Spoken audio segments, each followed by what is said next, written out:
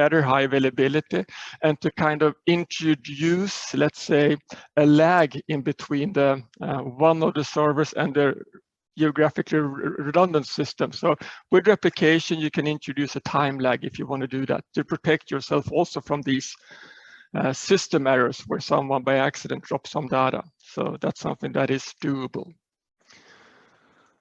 And of course, all of these IT disasters and outages are costing lots and lots of money. And we're seeing more and more of them because unfortunately, there's more and more evil people also trying to get access to your data, which is causing some data breaches and some outages. Massive overload attacks done by evil people to kind of bring your applications down, your databases down. Or it might be that more and more companies are doing this digital transformation. They're moving to cloud, and then perhaps we're seeing more outages because of this consolidation of data into fewer data centers. So lots of different reasons, but what we're seeing as an overall is that the costs are rising for IT disasters and outages.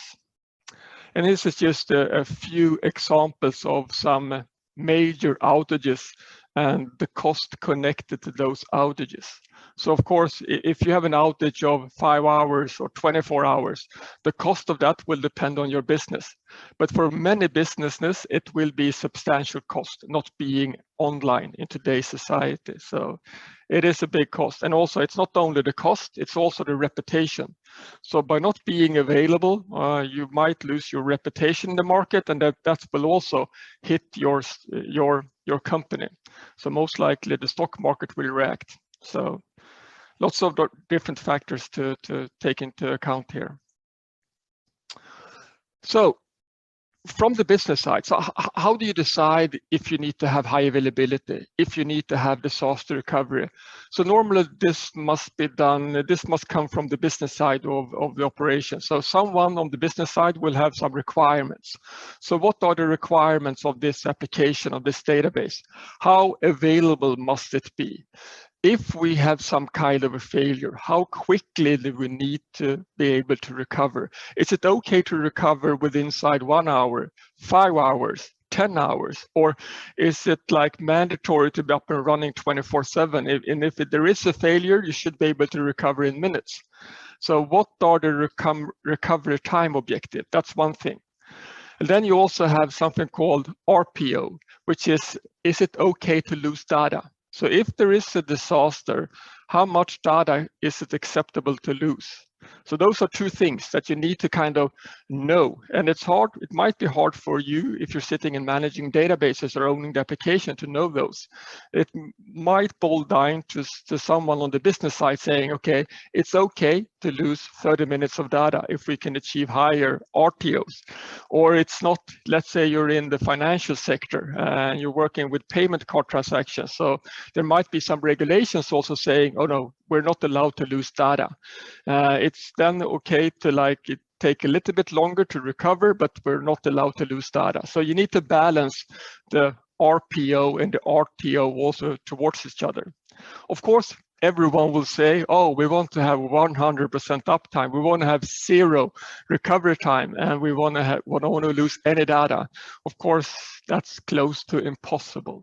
We can get really close to 100%, but it's really, really hard to achieve. I would say it's impossible to achieve 100%. So then you need to kind of boil this down and see what solution is good for this setup. Is it okay to only have high availability within inside one data center, one region in our cloud, or will you require to have a copy somewhere else in a different data center in a different region? And that will also be kind of a business requirement. So disaster recovery is important. So if there is a full data center crash, most people want to be able to recover quite quickly. And that's why we have disaster recovery. And we're setting up a copy of our data in a different region. So let's have a look at the architecture that we're trying to achieve here. So this is a broad overview, also like taking into account the application. So we will set up a a database cluster, a highly available database cluster in Frankfurt. So this could be any two regions, but we're using the OCI region Frankfurt and the OCI region Marseille in these slides in France. When I'm showing you this, I've been playing around with Frankfurt and Amsterdam, so I will be using Frankfurt and Amsterdam, but that's not important. The important thing is that you're using replication to replicate data in between two of our data centers, two of our regions. So if you look at like how you would do this for your complete stack, you will then have your application server on a dedicated public subnet, because you might want to have someone accessing these servers, and then you will have this is actually done by us. So the MySQL database service, it's running in its own internal tenancy in a protected subnet. And then we want to connect these two VCNs. So we want to connect these two virtual cloud networks. If you have two virtual cloud networks in the same region, so if both of them were in Frankfurt, we could simply use remote peering connections directly to connect the network. But since they are in different data centers in different regions, you need to use what's called a dynamic routing gateway. So here you're seeing the DRG, and then we're using remote peering to set up a connection in between the two VCNs. So this DRG, it's needed if you're connecting to data center. You will also use the dynamic routing gateway if you want to connect your network on-prem with our network in cloud in Frankfurt. So if you're doing this also from on-prem to OCI, you will use the same dynamic routing gateways as we're using here for connecting two different VCNs that are in two different regions, in this case in Frankfurt and Marseille. So you will have your application and everything running in Frankfurt, and then you have a disaster recovery set up in Marseille. So here we're using a single MySQL database. We're not using a highly available one. And then you can have, this is optional, so you can have your application also running in Marseille in read-only. Let's say you have some reporting or some back office that's only reading data. Then you can actually set an application. The read-only application could actually access the database also in Marseille. To be able to access, to be able to do this setup and manage it, you can use the Bastion service. So to be able to connect to your MySQL database, if you want to connect to it, you can use the Cloud Shell and a Bastion service. We will talk more about that later on. You can also have, as you're seeing on this picture, an internet gateway if you want to have your application being able to connect to the internet.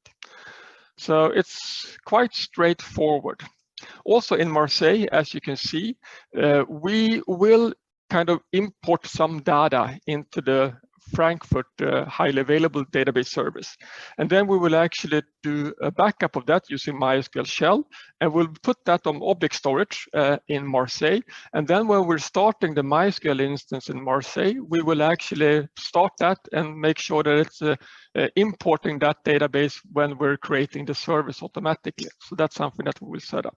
And this is also the same procedure that you would use for kind of setting up your database in cloud from, let's say, a database on-prem. You will use the same kind of method using MySQL shell to do a dump, and then you put that on object storage, and then you can start your MDS directly from that snapshot of data. So that's also really easy. So this is like the overall architecture, including your application and everything. What we are going to do, we will not, of course, install any application. We could have done that, installed a small WordPress or some open source technology using MySQL, but we will focus on only the MySQL part of this. So we will set up a VCN. We will install the MySQL database service, highly available in Frankfurt. We will also set up a VCN in Marseille, and please note that the VCNs must not have overlapping CIDRs. So you can see the VCN in Frankfurt, it's 10.0.0.0. The VCN in Marseille is 10.1.0.0, which is really important because you want to set up routing in between these two VCNs. So the CIDRs or the network IP addresses cannot overlap. That's why you need to set up like different ranges, but exactly like we've done here. But you may use any range, of course, but they may not be overlapping, because then you will have problem later on when you want to connect them via the DRG DRG and remote peering, then it will be not that good. So that's really important. That's, I would say, it's the most important thing. If you remember anything from this session, remember, if you want to connect to networks like this, you must make sure that they have different CIDRs, different net masks. So let's look at the plan. And this will be a step-by-step guide. And we will cover all of the steps in the upcoming hour, how to do this. So this is a detailed plan. So first, we want to set up the network in Frankfurt.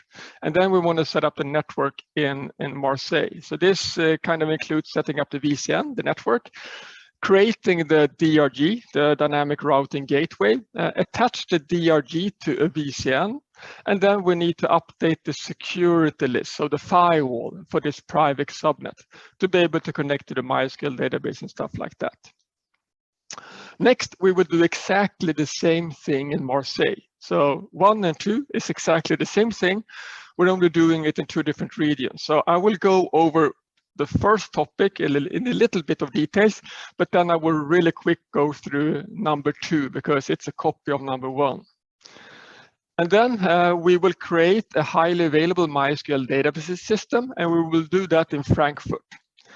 And then we will set up the remote peering connection, the RPC. So we will create the RPC in the Frankfurt region, and then we will get the OSID. So this is the identifier of the RPC in Frankfurt, because we need that later on when we've created the RPC in Marseille to connect them, to establish a connection in between Frankfurt and Marseille. So this is quite simple, also number 4, but I will show you that in exactly how to do it and in details. And then we need to, number 5, we need to update the route tables to be able to kind of route traffic from Marseille to Frankfurt and Frankfurt to Marseille. And then we will connect to our MySQL database system running in Frankfurt. We will create a Bastion session, and I will use the Cloud Shell. It's kind of built into OCI, and so we can actually then connect to our MySQL database. And the purpose is then for you to actually insert some test data.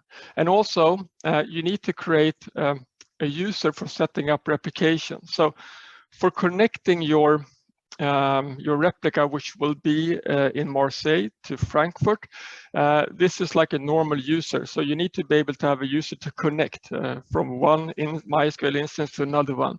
And since this is initiated from the replica, so you're always connecting to the source, that's why we need to create this user on the HA system in Frankfurt. And we will use that later on when we start setting up the replication channel from Marseille. Step number 7, we will create an object storage bucket. That's like really easy. And then we will use MySQL shell for dumping the database in Frankfurt. And we will put that in the object storage in Marseille. And when we're starting when we're setting up the database in Marseille, we will then use that for importing data. That's step number 9, creating the replica in Marseille, and then we will set up replication. And that's also triggered from Marseille, so it's really easy. And then the last step is connect the replica MySQL database system. So we will go through all of this, and it's quite straightforward. So first, you need to set up a network, and this will be the same procedure in Frankfurt as in Marseille. So the first step is to set up the VCN, the network setup. So what we want to have in Frankfurt is one VCN with the IP address 10, the CIDR 10.0.0.0.0/16. And there will be one public subnet and one private subnet. So this will be our network topology. So this is just the same. A VCN is just the same as a network on-prem. So there's no differences here. So it's just a normal network, nothing strange. And of course, connected to that network, you also have a security list, which is kind of a firewall, which will decide what ports, what traffic is allowed to run on this VCN. So nothing strange. Creating a VCN is really simple. You're going into the wizard, and then you're specifying create network. And there's two options. There's a wizard, or you can do it manually by pressing create VCN. And then you're specifying a name. It could be any arbitrary name. And you're specifying the compartment if you have multiple compartments in your tenancy. Then you're specifying the CIDR block, and you're specifying the different subnets.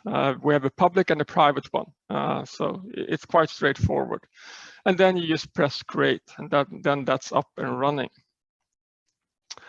The dynamic routing gateways, the responsibility of those is just to be able to connect two different VCNs that are in two different data centers. So creating them is just, I think you're providing one parameter, which is the name, and you're specifying the compartment. That's it. So it's just a name, which could be any name. In our case, we're using DRG FRA. For explaining that this DRG is in Frankfurt. So it only takes two parameters, then it's done. Once you created the DRG, you can then say that you want to attach this DRG to one VCN, because you might have multiple VCNs in your tenancy. So then you're just going into the virtual cloud network and you're attaching the DRG to a VCN. That's also really simple. I will show you it in a few seconds. Once you have attached the VCN to the DRG, you need to update the security list. So we need to then allow traffic for the MySQL databases that we are to connect to later on. And that we're doing like this. So then you're adding rules. By going into the VCN and the subnet, you will then see the security list. And then you can add ingress rules or egress rules. In this case, we're adding ingress rules to be able to allow traffic from on port 3306 and 33060, which are the ports for MySQL. So we need to make sure that we can connect. We're allowing connections to the MySQL database service that we have created. So you need to add this to the security list. Otherwise, you cannot connect to the MySQL. And you can add any needed ingress rules or egress rules that you need for your VCN. So let's have a look on how to do that. So I will make this a bit bigger. So first of all, this is the OCI console. And if you go up to the top left hamburger menu, you can see the different sections. In our case, most of the things will be under networking. So here you can see the VCNs. Here you can also see the dynamic routing gateways under customer connectivity. So first, it's the VCN. The VCN is quite straightforward. So you press create VCN, you enter a name, any name, you enter a CIDR block, which could be like we had here, 10.0.0.0.0 dash something, 16. After that, you can make sure if you want to have DNS, this is enabled by default, and then you just create VCN. It's really simple to create a VCN. There's also a wizard that you can start, which will be more like intuitive that you can run through. So it's really like a no-brainer creating a VCN. Once you have the VCN, then you can create subnet. It's as simple as creating the VCN. You create two subnets, one private and one public. If you go into the VCN, so I'm now pressing the VCN, then you will see the security list. So in this security list, you can add a security list if you haven't created one. And then if you press the security list,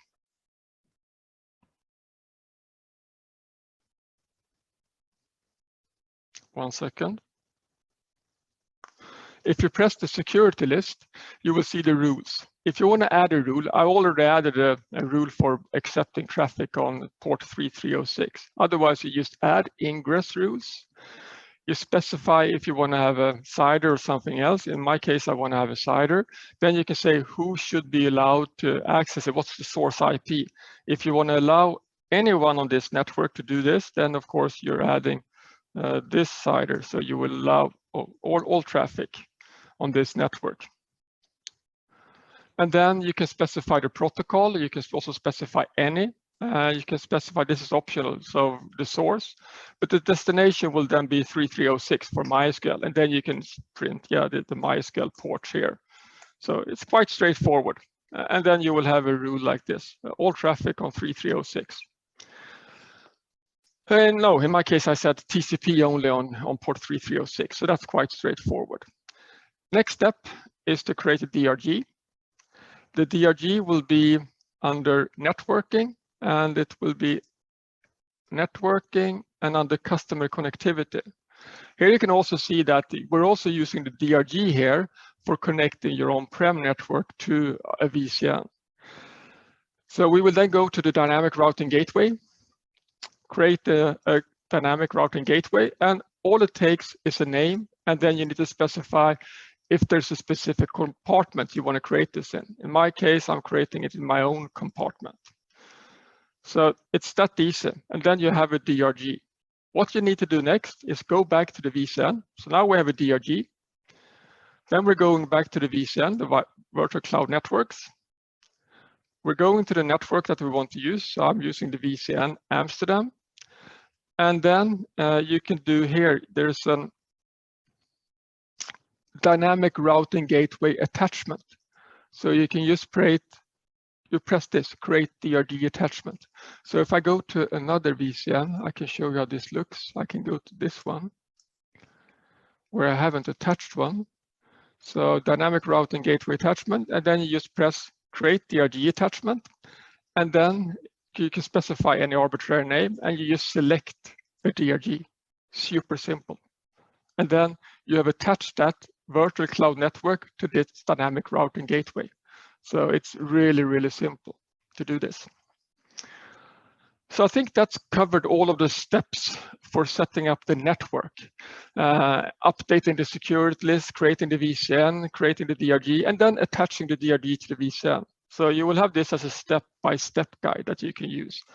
And what's coming up now is just exactly the same thing, but we're doing it in Marseille. And in Marseille, we're not using 10.0, we're using 10.1. No overlapping CIDRs if we want to connect a network. But I will just push through these slides because it's exactly the same procedure. Create the VCN, create the DRG, attach the DRG to the virtual cloud network, and update the security list. So exactly the same commands as we executed in Frankfurt, we're also doing in Marseille. So I will not cover that in detail. So that's how easy it is to do it. If you want to do this step by step, you can just follow the guide, but now you know how to do it. So next thing is to create a highly available MySQL database system. So we need to create our MySQL database. So this is the setup we will look to target. So within Frankfurt, we want to have a highly available MySQL, which means we will use something called group replication.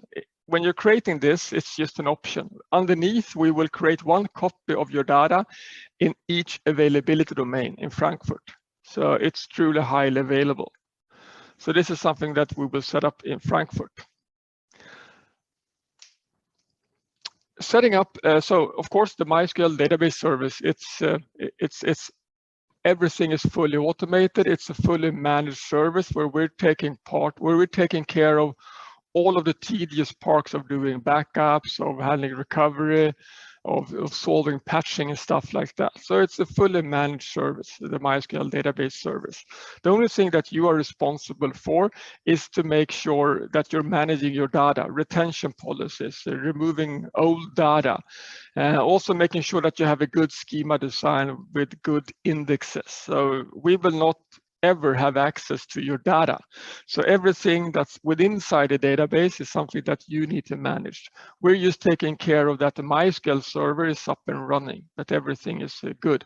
All of the things around making sure that the data is backed up and stuff like that. Your responsibility is still to make sure that whatever is stored within inside the database is at a good state, so to say. So creating a MySQL database service is really simple. I will go through this and show you this also. So under databases, you simply create an MDS, and then you're specifying a compartment, which could be any compartment. We're using something called disaster recovery here. And then you're specifying a name for your MySQL instance. So you can add a description, and then you need to specify on which VCN you want to have an endpoint for this, for being able to access this database service. We will use the VCN Disaster Recovery France. So you can specify any VCN.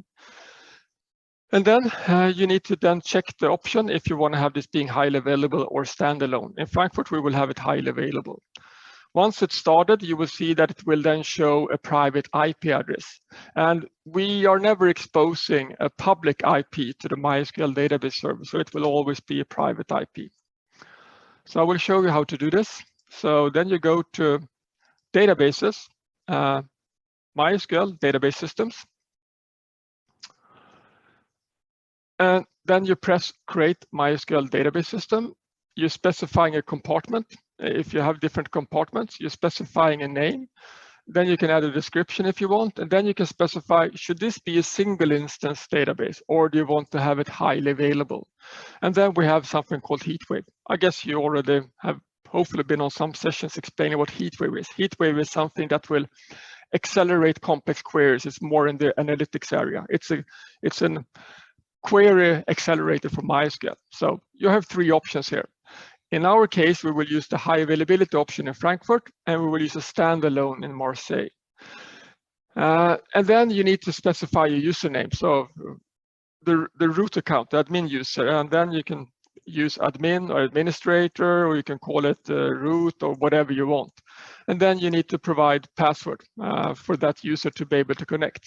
Otherwise, remember the password. So this is your admin account for being able to connect to the MySQL database service later on. And then you're specifying a VCN. So if you have multiple VCNs, they will show up. You're specifying one VCN, and then you're specifying the subnet of that VCN. So where will the endpoint be? Where will you be able to access this MySQL database service? Then you can specify if it's a multi-AD region, you can also specify the AD. If it's a high availability system like this, if the region has multiple ADs, you will have one copy in each AD. If it has only fault domains, then you can specify the fault domains. In our case, since it's highly available, you will have one copy in each fault domain. If I remove the high availability, then I can actually choose a placement. Where do I want to put this MySQL instance? Then, of course, you can change the shape. By default, you get one OCPU and 8 GB of memory. But if you go into the different shapes, you see that you go all the way from one OCPU to 64 OCPUs, and from 8 GB of memory to 1 terabyte of memory. So you can go with you can have a really small database or a really, really big database in OCI. And then you can specify the storage size. And this is also important to be aware. This is connected also to the throughput you get towards storage. So it might be worthwhile to kind of, instead of going with the default, go with 100 GB of storage, because the cost of storage, it's quite small. Then, of course, you can configure backups. By default, you will have a retention policy of 7 days, but you can set it to 14 days if you prefer to have 14 days of backups. And you can also specify when you want us to execute a backup. So you can specify a time here. And then you hit create. And then we will then in the background start creating your MySQL database service. It's really quite simple. Roughly, it takes around 10-15 minutes to provision a standalone system, and around 25-30 minutes to provision a HA system. So those are ballpark numbers that I've been seeing when I'm playing with this. So it's quite quick comparing to doing this manually. So setting up an HA system manually by yourself, it will take some time. So it most likely, if you're experienced, you can do it perhaps in an hour, 1.5 hours perhaps. And once, I can show you this. Once the database system is up and running, once it becomes active, if you go into the database system, you can read all of the details here. I only have created a small one with that one OCPU and 8 GB of memory. But here, endpoints. So this is how you're connecting to your database system. Under endpoints, you will see the private IP. So this is the IP address of the Marseille, or in my case, I'm using Amsterdam database. So once the database is created, you can go in here and then you will be able to see the endpoint.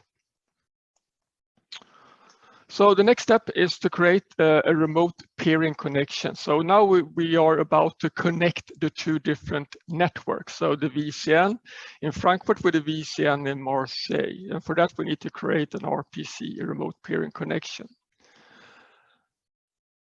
So we already have created the dynamic routing gateway, but we haven't created RPC. So now we need to create the RPC in Frankfurt and in Marseille, and then after that we establish the connection. So first you create the two RPCs, and then you establish the connection. And you're establishing the connection by taking the identifier from, let's say, Marseille, and then you're using that identifier from Frankfurt and establish a connection. So it's quite straightforward. So VCN peering, it's something that you can use to connect virtual cloud networks.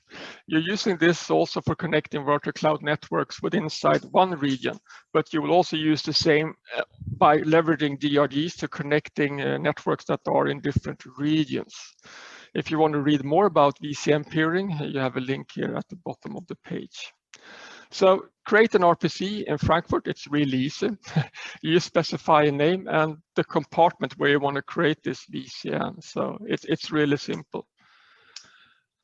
And you will do this as you're seeing the link on the right side. So under your dynamic routing gateway, there is a specific resource called remote peering connection attachment. And that's where you're creating this RPC attachment for your DRG. And you're doing the same both in Frankfurt and in Marseille. Once you have created it, you will take the OSID of one point, and you're using the OSID from one of the regions to establish a connection from the other side. So it doesn't matter if you're doing it from Frankfurt to Marseille or from Marseille from Frankfurt. You just copy the OSID from one of the sides, and you're using that OSID. It's a unique identifier for establishing a connection from the other side. So it's quite straightforward. In this case, we're creating this in Frankfurt. You copy the OSID, and then you're creating the RPC in Marseille. Once you've created RPC in Marseille, then you will press this establish connection. And then you're actually inputting the OSID that's from Frankfurt. And then it will create a connection in between the two different DRGs, and then you're up and running. So let me show you a little bit how this works. So we go to networking, we're going to dynamic routing gateways. We go to our dynamic routing gateways, and then you have remote peering connection attachment here. Here you can see create remote peering connection, and then you specify a name and in which compartment. It's really simple. Once you have created the two RPCs, you go here to the remote peering connection. And here you can see establish connection. And here you can see the OSID. So you're copying the OSID from one side. And then on the other side, when you create the attachment, you just press establish connection and paste the OSID. And then you will see that it goes into this state of being paired, attached and paired. Paired is that it's actually connected. It's connected in between, in my case, Frankfurt and Amsterdam. So you have an established connection in between them. So, and you can also see that by looking here. There's no way of establishing this because it's already paired and it's already connected. So it's quite straightforward. And you got the commands for doing this and the screenshots. Next, we need to update the route tables in both Frankfurt and Marseille to be able to route traffic in between the two VCNs. This is also quite straightforward, nothing strange. If you've been working with route tables on-prem, it's pretty much the same. So you need to use where to send traffic. You're using then different CIDR routes for sending traffic in between the networks. So all of your VCNs will use these route traffic for sending data out of the VCN, perhaps to the internet or to another on-prem network, or perhaps to a paired VCN sitting in the different data centers. And these routing tables are quite similar to how it looks like in a traditional network routing use case. So if you're comfortable configuring routing tables on-prem, you will feel that it's kind of the same feeling configuring routing also in cloud, in Oracle Cloud. So we need to update then the route table in the Frankfurt region. So, and then we should say that we should send traffic via the dynamic routing gateway. If someone is trying to access, if the destination is a 10.1 server that relies on 10.1, we want to pass traffic via the dynamic routing gateway. On the contrary, we will do the other way around for the Marseille.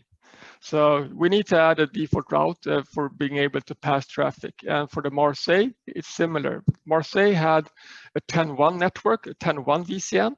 So any destination that's a 10.0, we want to send it via the dynamic routing gateway.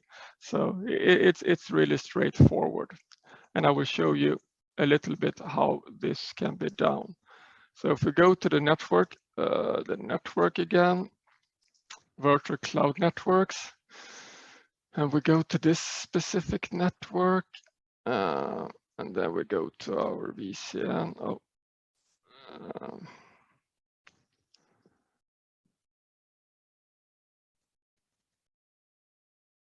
And then we go to our route table. And you will see here that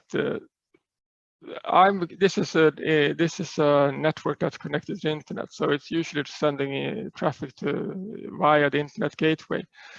But in this case, VCN Amsterdam for me, it has the network of 10.2.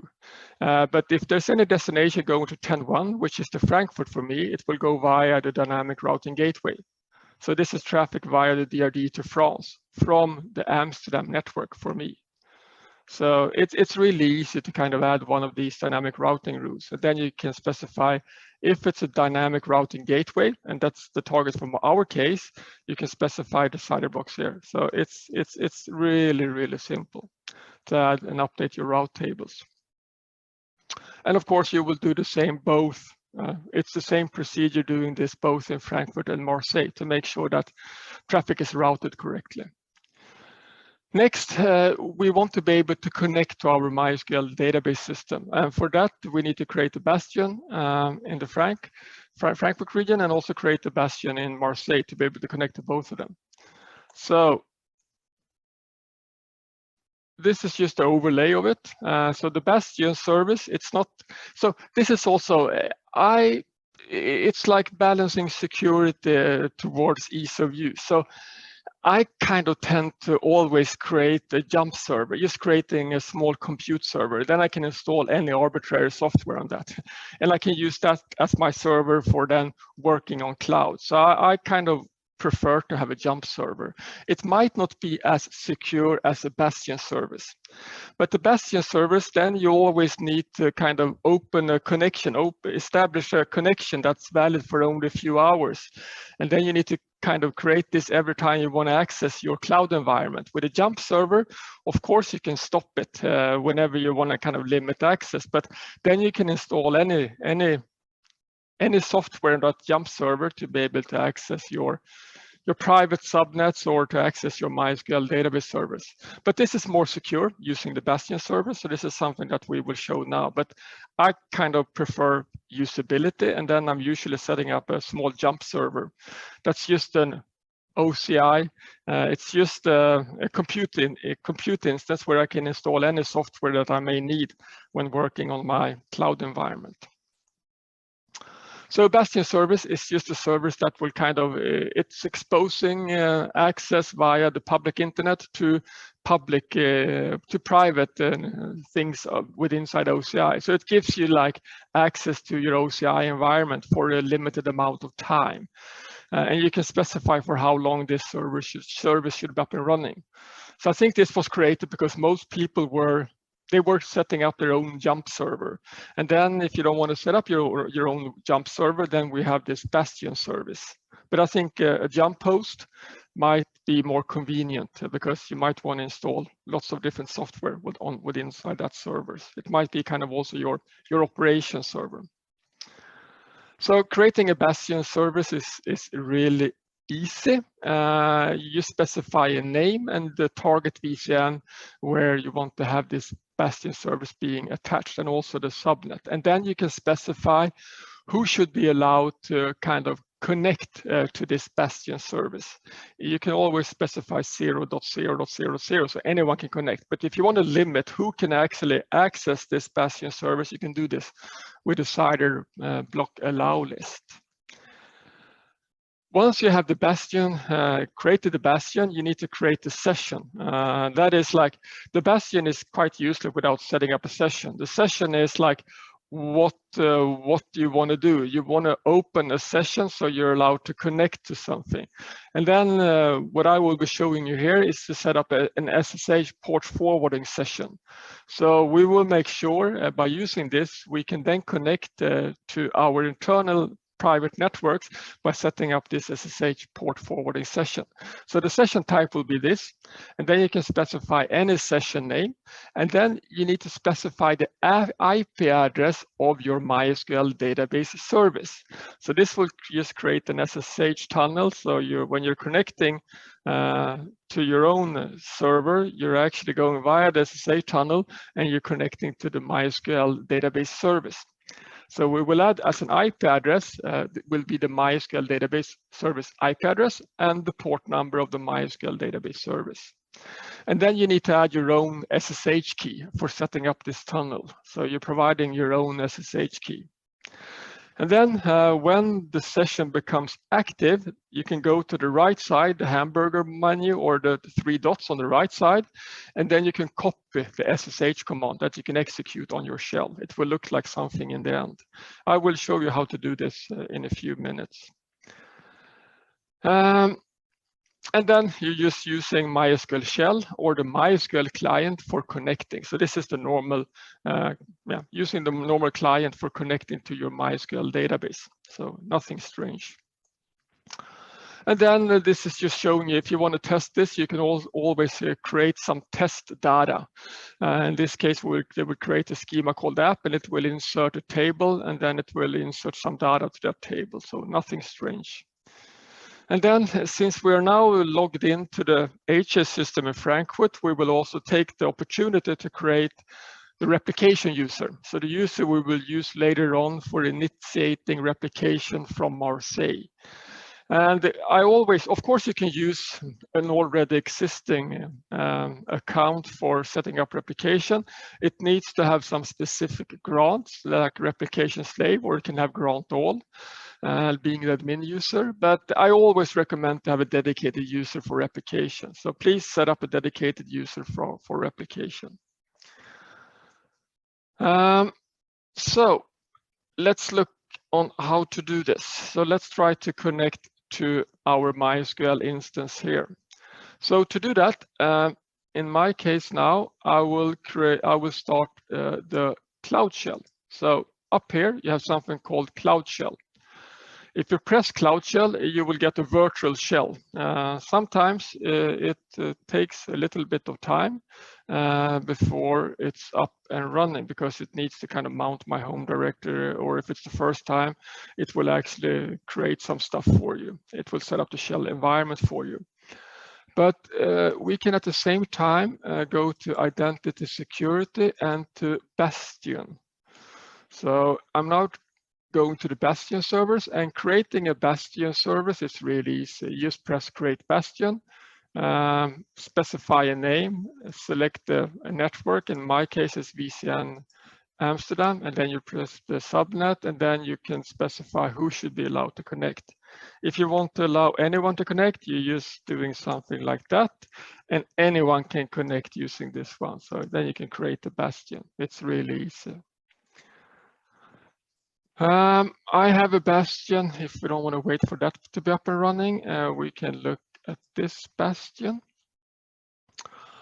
And what you need to do then is to create a session, a port forwarding session, so that you can see this is not up and running. You need to specify target, which should be your MySQL database. So in my case, we can go here, databases, DB systems, and you will see my database here. It has the IP. Here you have it. It has the IP 10.2.41.49. So then if we're setting up this Bastion service,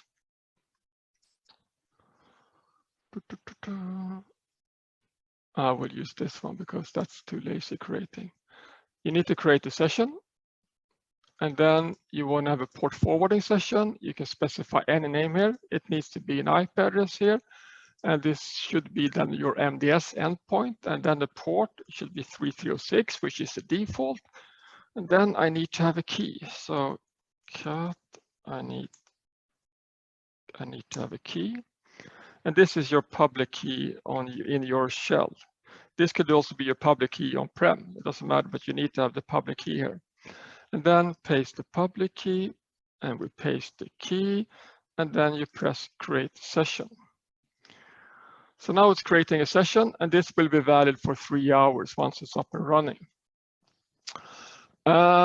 You can specify the TTL here, so how long should it be up and running? But the thing I think is a bit tedious is that you need to do this whenever you want to create this session. And of course, yeah, it's not super hard, but it's a bit cumbersome. Once you have it goes into state active, you can then press here and you can copy the SSH command. And then you can paste the SSH command here, and you want to run that in the background. And then you need to specify your private key as it says here. So the private key will be the .ssh IDRSA, and then you need to specify where do you want to have this service exposed on which port. I would say, just for laugh, I would say use port 3310 instead of the default 3306. And then you start this one. Now the tunnel is up and running, and we should be able to connect to the MySQL database. But remember, we set this up so it's port forwarding to port 3310 on localhost, not 3306. So I will then connect to localhost on port 3310 via the tunnel, and then I'm connected to the database. And this, as you can see, is a cloud database that's been up and running for my case for a few days. So it's quite straightforward. It's also quite straightforward by using this Cloud Shell. You can actually then connect and set everything up. So the Bastion service, it's quite nice, but what I tend to prefer is to set up, so what I'm doing, I'm a little bit lazy here. So I will set up a compute, my own compute instance. If I go to computes here, you can see that I have a compute here. It's a normal small compute instance, and of course that will have a public IP address here. And on that compute, I can install any software. So what I'm usually doing, I can then just log in from my own terminal to this compute, and then I've installed already the MySQL client. So I can connect using the normal MySQL client here. So this is kind of what I'm usually doing. I'm setting up a compute, and then I'm logging into that compute to be able to run commands. And if you want to shut it down, you can just shut it down, and then no one can have access. So that's also one way of doing it. So then we need to create an object storage bucket to store the data from the backup done by MySQL shell on Frankfurt. That's really simple. You just create an object storage bucket, and then you can store lots of files inside that. So this is just object storage. I won't go through the detail here. It's quite straightforward. What we're doing, we're going to then Marseille, or in my case to Amsterdam, and then you're creating a bucket. So super simple. You go up here, and there should be something around storage, and then there's buckets, and you can go here and you just create the bucket. Create bucket, you're specifying a name for the bucket, then it's done. Super simple. Then you have a bucket where you can store data.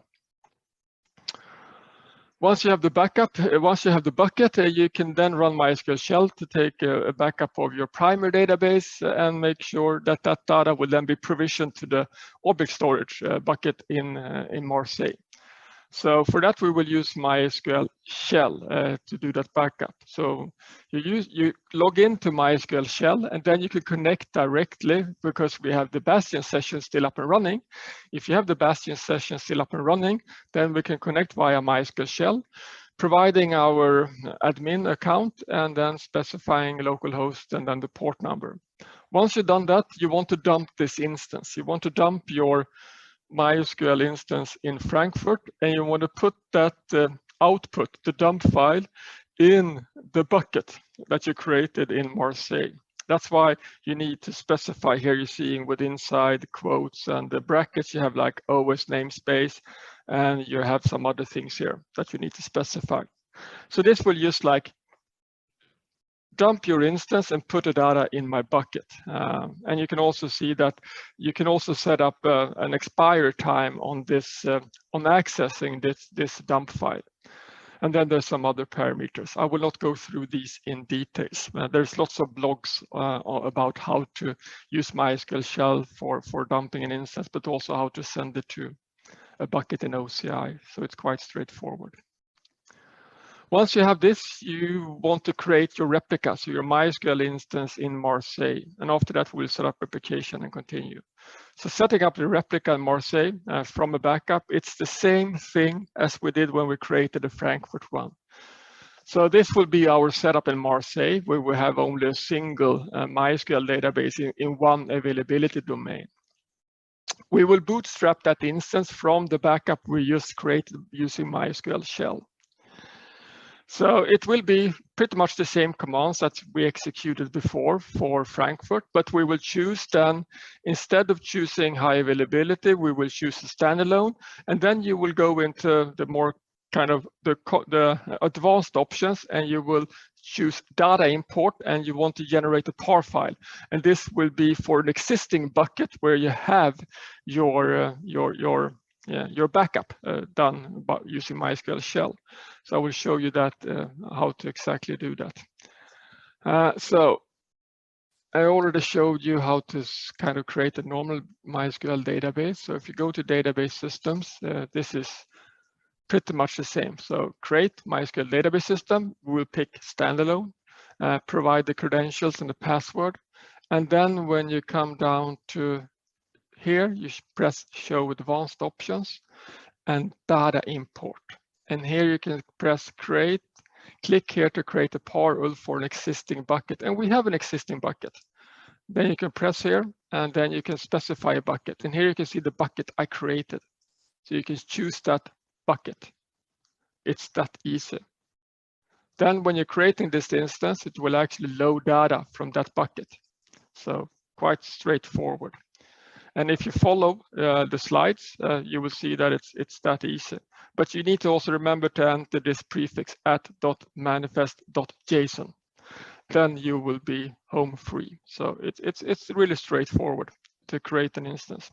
The other option, of course, would be then to first create the instance and then provision data. So now we have two databases. They are not connected yet, but we have provisioned data. They have the same data. I will quickly go through this because this is a bit like, I'm guessing it's a few slides, just like showing you some information to kind of, because we were now waiting for the MySQL instance to get created. But this is showing you a little bit about HeatWave and what HeatWave is. So HeatWave is our query, our MySQL database service with this query accelerator. And as you can see, it can even be comparable price performance with things like Google BigQuery, Snowflake, Azure Synapse, or Amazon Redshift at like a fraction of the cost. So it's a really cool service. So if you haven't heard about HeatWave, please read a little bit about HeatWave. You can see there are some links here, and there will be some links later on in the slides also. So next step is to kind of set up replication. So setting up replication in between the two regions is really simple. We already done half of the work by actually creating the user in the primary data center in Frankfurt. So the next thing is just to establish a connection in between the two data centers. So they're already connected via the DRGs and the remote peering. We have already done that. So now it's just a matter of starting up replication. So for that, we need to create a replication channel, and that's really straightforward. And you're doing this, you're bootstrapping and you're initiating this from your disaster recovery setup. So in our case, it will be in the Marseille region. And here you need to create this replication channel. You're specifying the compartment, you're setting a name, and then you need to specify the host of the primary of the source. And this will be your MDS in Frankfurt, so which will have an IP address. It might not be this, it might be a different one. And then you're specifying the user, which is the replication user that we created earlier in Frankfurt. And then you can you should enable SSL mode, of course. So this is really straightforward, and I can show you how to do this. So you will see under, you see here channels, but under, I will go through here. Under databases, you have channels here. If we go to channels, you can do create channel. And you're doing this from the disaster recovery, from the replica side of things.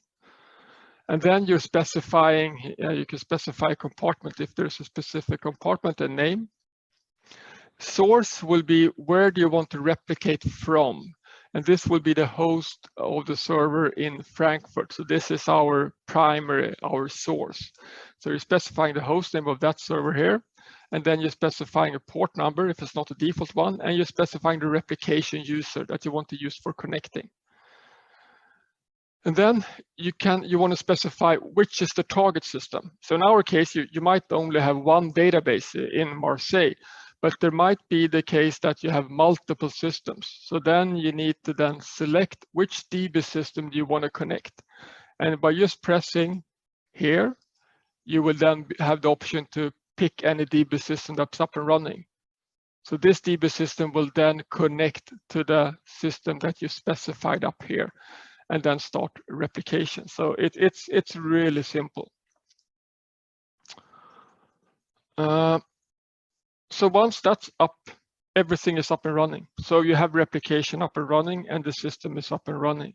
So if you want to connect to the replica, and you can do this via, as I showed you, via the Bastion service and via the Cloud Shell, you can connect to the service. And you can actually then insert some data and make sure that everything is looking good. But here you're seeing some commands used for connecting to the Marseille, setting up the Bastion the same way we did for Frankfurt. So I already covered this.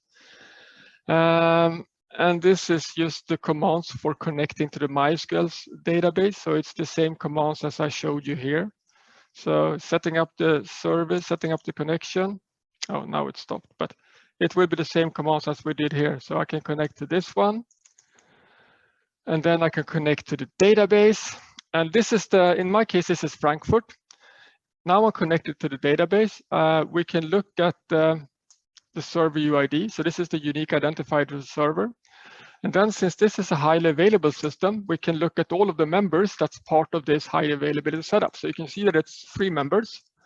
And I'm now connected to the primary member of this cluster because it's a cluster.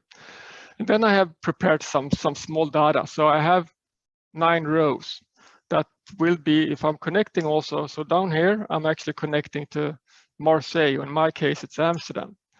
And you can see that I'm connecting to 2 different hosts. So this is 10.2.4.1, and this was 10.1. And also, if we look at the server UID, you see that this is a different server. And if you look at the data, you can see that now they have the same data. But if I insert 1 row in this database, which is the primary or the HA database, so let's add 1 more row. And you can see that now we have 10 rows here. We just updated this row. If we select only from this instance, which is the disaster recovery, you can see that it was replicated from the primary, which was Frankfurt, to the Marseille data center. So quite straightforward.